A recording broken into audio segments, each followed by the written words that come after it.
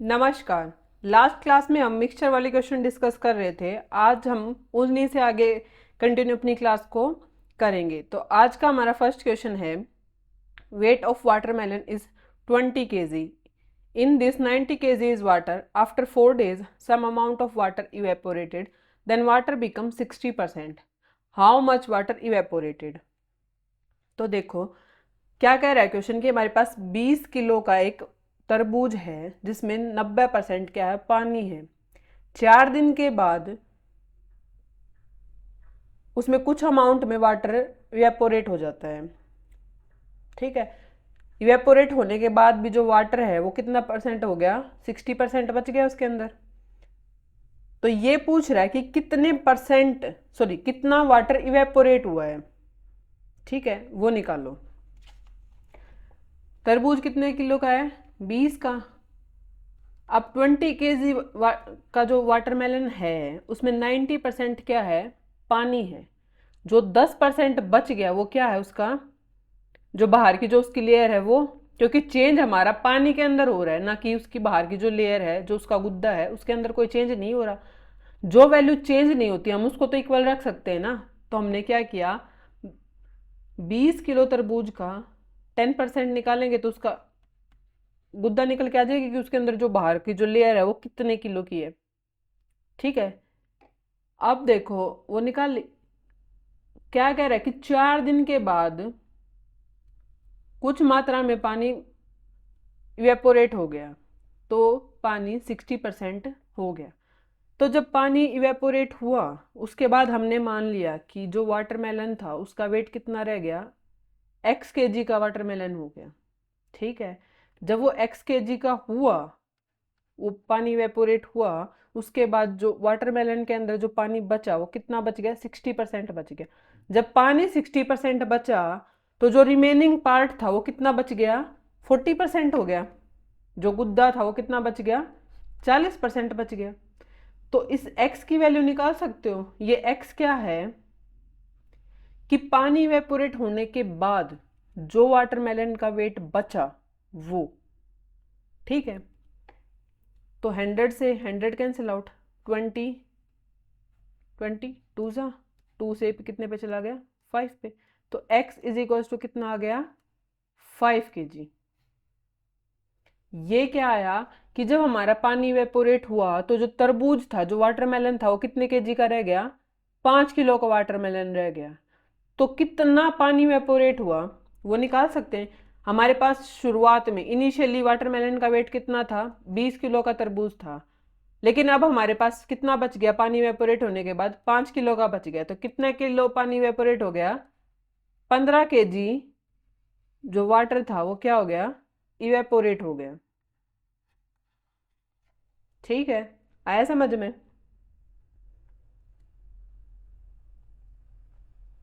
क्या कह रहा था क्वेश्चन, दोबारा से समझो। हमारे पास 20 किलो का तरबूज था जिसमें 90% पानी था। ठीक है, 90% पानी था, तो जो 10% बच गया वो क्या था, उसकी बाहर की लेयर, जो उसका पानी से अलग का जो पार्ट बच गया वो उसका गुद्दा। ठीक है, क्योंकि पानी चेंज हो रहा है। ठीक है, क्योंकि पहले कुछ क्वांटिटी में पानी था, अब इवेपोरेट होने के बाद कुछ क्वांटिटी में पानी हो गया। तो चेंज किसके अंदर आ रहा है, वाटर के अंदर चेंज आ रहा है। जो तरबूज का पानी से अलग जो पार्ट बच गया उसके अंदर कोई चेंज नहीं आ रहा। तो जो जिस पार्ट में चेंज नहीं आ रहा हम उसको इक्वल रख सकते हैं, उसकी क्वांटिटी को। तो हमने उसकी क्वांटिटी को इक्वल रख लिया।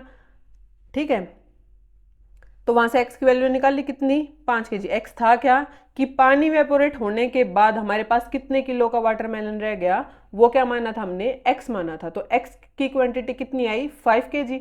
अब पहले जो शुरुआत में जितने किलो का तरबूज था उसमें से अब का माइनस कर देंगे तो जो जितना किलो पानी वेपोरेट हुआ है वो निकल के आ जाएगा।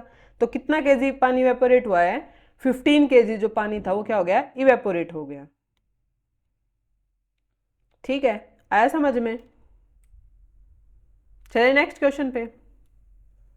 तो देखो नेक्स्ट क्वेश्चन क्या कह रहा है, fresh fruit contains 80% water and dry fruit contains 10% water. From 270 kg fresh fruit how much dry fruits can be obtained. क्या कह रहा है क्वेश्चन कि ताजे फल में 80% पानी होता है और सूखा जो फ्रूट होता है, फल होता है, उसमें 90% पानी होता है। 270 किलो ताजे फल से कितना सूखा फल प्राप्त किया जा सकता है? तो क्वांटिटी किसकी दे दी? फ्रेश फ्रूट की। ठीक है, अब देखो क्या कह रहा है कि क्वांटिटी किसकी हमारे पास? फ्रेश फ्रूट की। कि कितने क्वांटिटी है? 270 की केजी। 270 किलो में से क्या कह रहा है कि फ्रेश फ्रूट में कितना पानी होता है? 80% पानी होता है। लेकिन जो 20% बच गया वो क्या होता है उसका?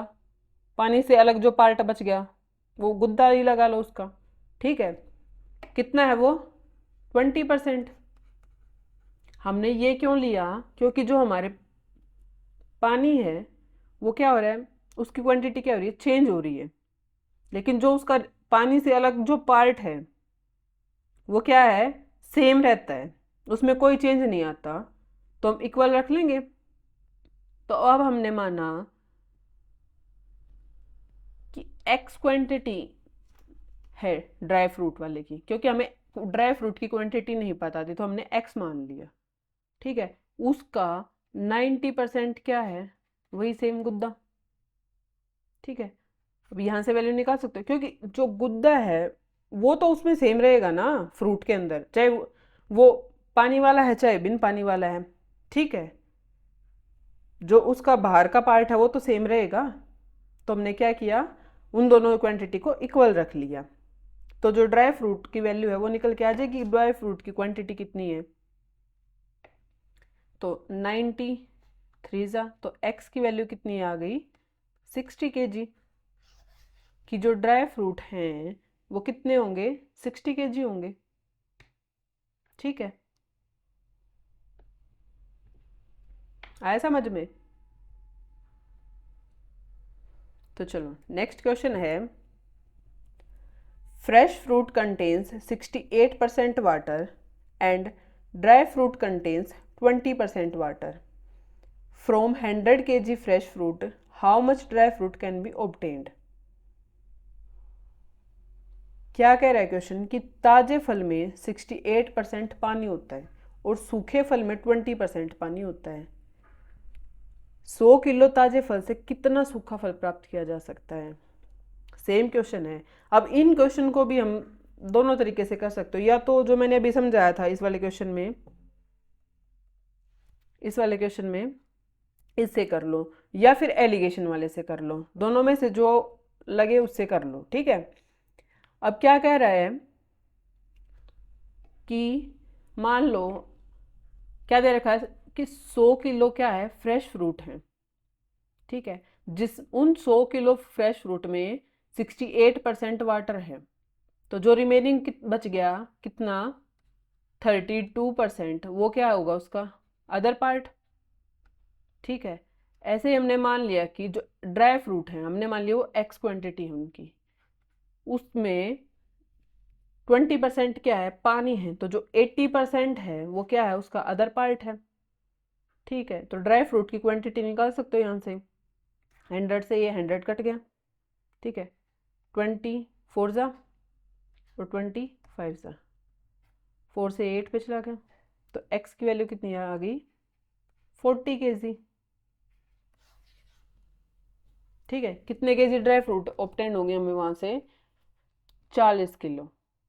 ठीक है, आया समझ में? क्या दे रखा था कि फ्रेश फ्रूट में 68% पानी होता है और जो सूखा फल होता है उसके अंदर 20% पानी होता है। अगर फ्रेश फ्रूट की क्वांटिटी 100 kg है तो ये बताओ कि ड्राई फ्रूट कितने ऑब्टेन होंगे, उसकी क्वांटिटी कितनी होगी? ठीक है, तो जब 100 किलो फ्रेश फ्रूट हैं उसमें 68% पानी है, तो जो रिमेनिंग जो बच गया वो क्या होगा? उसका अदर पार्ट, पानी से अलग जो पार्ट होता है वो। ठीक है, ऐसे हमने मान लिया कि जो एक्स ड्राई फ्रूट है, x quantity of dry fruit है, उसमें 20% पानी है, लेकिन 80% तो अदर पार्ट है ना उसका। तो वो दोनों अदर पार्ट जो बच गया, उसका जो गुद्दे वाला भाग बच गया दोनों का, वो क्या होगा? इक्वल होगा। ठीक है, तो वहाँ से हमने एक्स की वैल्यू कितनी निकाल ली? 40 kg। ठीक है, आया समझ में? तो चलिए नेक्स्ट क्वेश्चन है 97। क्या कहता है ये? Fresh fruit contains 80% water and dry fruit contains 10% water. If quantity of dry fruit is 250 kg, then find the quantity of fresh fruit. क्या कहता है कि ताजे फल में 80% पानी होता है और सूखे फल में 10% पानी होता है। यदि सूखे फल की मात्रा 250 किलोग्राम है तो ताजे फल की मात्रा ज्ञात कीजिए। पहले क्वेश्चन में क्या था? फ्रेश फ्रूट की क्वांटिटी देता था। अब हमें किसकी क्वांटिटी दे दी? ड्राई फ्रूट की क्वांटिटी दे दी, और हमसे फ्रेश फ्रूट की क्वांटिटी पूछ ली कि उसकी निकालो कितनी होगी। तो हमने मान लिया कि एक्स क्वांटिटी है फ्रेश फ्रूट की, ठीक है। जब एक्स क्वांटिटी के फ्रेश फ्रूट हैं उसमें 80% पानी है, तो रिमेनिंग कितना पार्ट बच गया? उसका 20%, ठीक है। ड्राई फ्रूट की क्वांटिटी कितनी है? 250, 250 किलोग्राम में 10% पानी है, तो 90% कितना बच गया उसका? जो अदर पार्ट है उसका, वो। तो एक्स की वैल्यू निकाल सकते हो यहां से।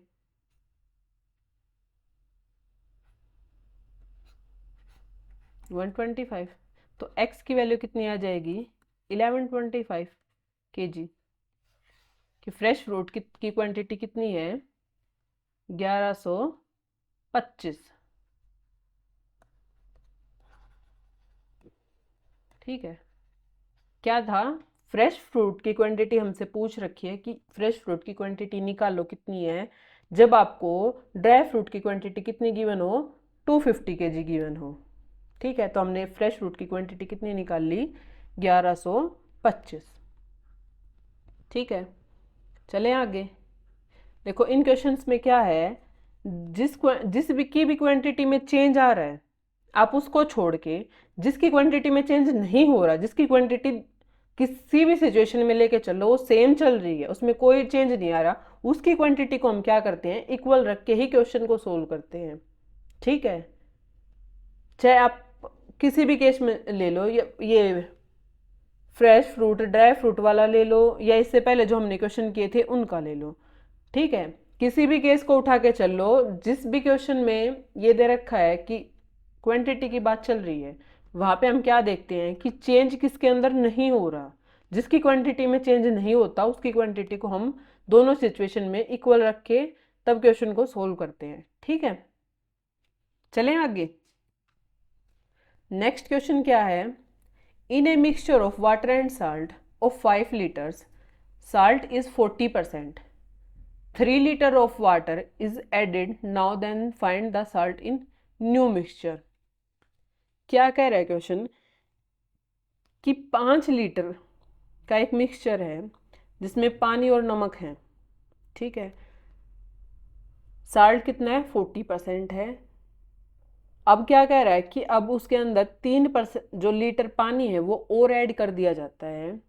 तो ये बताओ कि साल्ट उस मिक्सचर के अंदर कितना होगा, उस नए मिक्सचर के अंदर साल्ट कितना होगा, नमक कितना होगा, ठीक है। मिक्सचर कितने का था स्टार्टिंग में? 5 लीटर का, ठीक है। उसके अंदर साल्ट कितना है? 40% है, ठीक है। ये था स्टार्टिंग में। अब क्या है? 5 से 3 और ऐड कर दिया तो कितना हो गया मिक्सचर? 8 का, क्योंकि 5 पहले से था, 3 और ऐड कर दिया तो कितना हो गया? 8। क्योंकि मिक्सचर के अंदर, मिक्सचर किस चीज़ का है? पानी का और नमक का। चाहे उसमें पानी ऐड हो चाहे उसमें नमक ऐड हो या फिर दोनों ऐड हो, तो क्वांटिटी पे तो टोटल की पे इफेक्ट पड़ेगा ना। तो जो टोटल क्वांटिटी है मिक्सचर की वो कितनी हो गई? 8 होगी। क्यों होगी? क्योंकि उसमें 3 लीटर पानी और ऐड कर दिया, ठीक है। अब जब 3 लीटर और ऐड किया तो ये कह रहा है कि नमक की क्वांटिटी में इफेक्ट कितनी होगी नए मिक्सचर के अंदर। तो पहले जब मिक्सचर था 5 लीटर, उसमें कितनी थी क्वांटिटी नमक की? 40 लीटर, 40% था। अब 8 लीटर में हमें नहीं पता कितना है, तो हमने कितना मान लिया कि x% है वो, ठीक है। ये क्या है कि इतने परसेंट साल्ट है उस मिक्सचर के अंदर, ठीक है।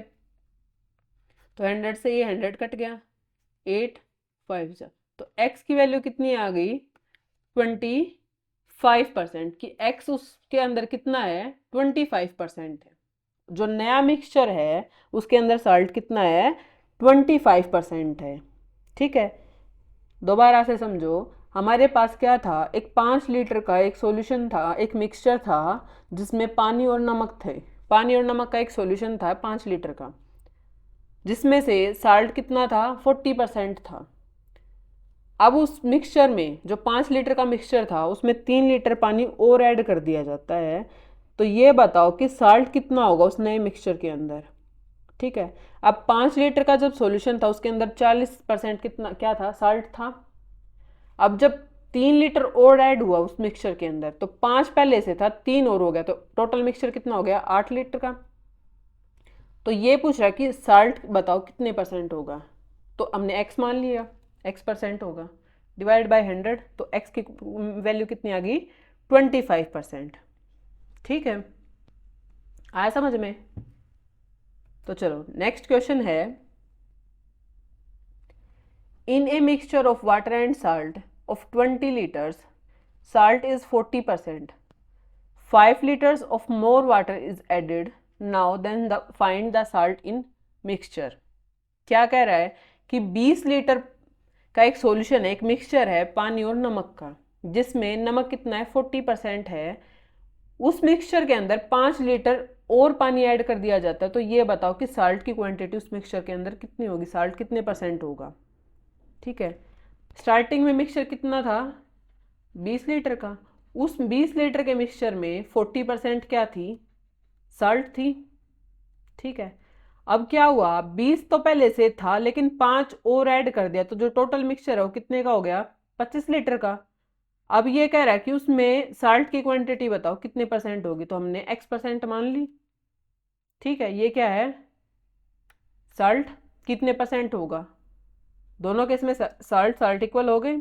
अब देखो 100 से ये 100 कट गया, 5 5 जा, 5 8 जा, 5 4 जा, तो x की वैल्यू कितनी आ गई, 32%।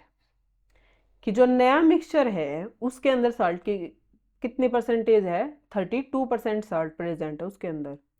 ठीक है, देखो बिल्कुल बेसिक क्वेश्चन है। ठीक है, आराम आराम से समझो इनको, क्या कह रहे हैं क्वेश्चन। क्या कह रहा है कि 20 लीटर का एक सॉल्यूशन है, एक मिक्सचर हमारे पास नमक और पानी का, जिसमें 40% क्या है, नमक है। जब 5% और उसके अंदर पानी ऐड कर दिया जाता है उस मिक्सचर के अंदर, तो ये बताओ कि उसके अंदर साल्ट कितना प्रेजेंट होगा। ठीक है, कितने परसेंट प्रेजेंट होगा। तो 20 लीटर का जब सॉल्यूशन था उसके अंदर 40% साल्ट था। अब 5% और पानी ऐड किया तो जो टोटल मिक्सचर है वो कितना हो गया, 25 हो गया, क्योंकि 20 तो पहले से था मिक्सचर, 5 और ऐड हो गया, तो कितना हो गया टोटल मिक्सचर, 25। 25 का हमने मान लिया कि 25 लीटर सॉल्यूशन में x% साल्ट था। ठीक है, तो यहां से हमने इस इक्वेशन को सोल्व करके x की वैल्यू कितनी निकाल ली, 32। ये क्या आया कि इतने परसेंट उस नए मिक्सचर के अंदर साल्ट प्रेजेंट है। ठीक है, आया यहां तक समझ में। नेक्स्ट क्वेश्चन है, a person spends 60% of his income increased by 20% and expenditure increased by 10%, what will be the effect on saving. ठीक है, क्या कह रहा है कि एक व्यक्ति है, वो अपनी आय का 60% खर्च कर देता है। ठीक है, उसकी आय में 20% की वृद्धि हुई और जो व्यय था, जो एक्सपेंडिचर था, उसमें 10% की वृद्धि हुई। तो उसकी बचत पर क्या असर हुआ वो निकालना है। ठीक है, तो हम स्टार्टिंग में एक्सपेंडिचर और सेविंग का रेशो निकाल लेंगे। देखो, जब एक्सपेंडिचर स्पेंड कर रहा है यानी खर्च कर रहा है, एक्सपेंड कर रहा है, एक्सपेंडिचर कितना है, 60% है, 60% है। तो टोटल इनकम मान ली हमने कि 100% उसकी इनकम है। ठीक है, 100 में से 60 उसने खर्च कर दिए, तो बचे कितने, कितने सेव किए उसने, 40%। ठीक है, 100 उसकी इनकम थी, 100 में से उसने 60 खर्च कर दिए। ठीक है, बचे कितने उसके पास, 40। तो रेशो निकल के आ जाएगा कितना, 3:2। किसका रेशो है ये? एक्सपेंडिचर और सेविंग का। अब क्या कह रहा है कि जब उसकी इनकम 20% इंक्रीज होती है तो जो उसका एक्सपेंडिचर है वो 10% इंक्रीज होता है। तो सेविंग बताओ कि सेविंग पे क्या इफेक्ट पड़ेगा। ठीक है, तो यहाँ से निकाल सकते हो इनको सोल्व करके। हमारे पास सेविंग और सॉरी एक्सपेंडिचर और सेविंग का रेशो क्या है? 3:2 है, क्योंकि ये हमने स्टार्टिंग में निकाला था। ठीक है, अब यहाँ से देखो, जब हम 20 में से 10 माइनस करेंगे तो कितना बचेगा? 10।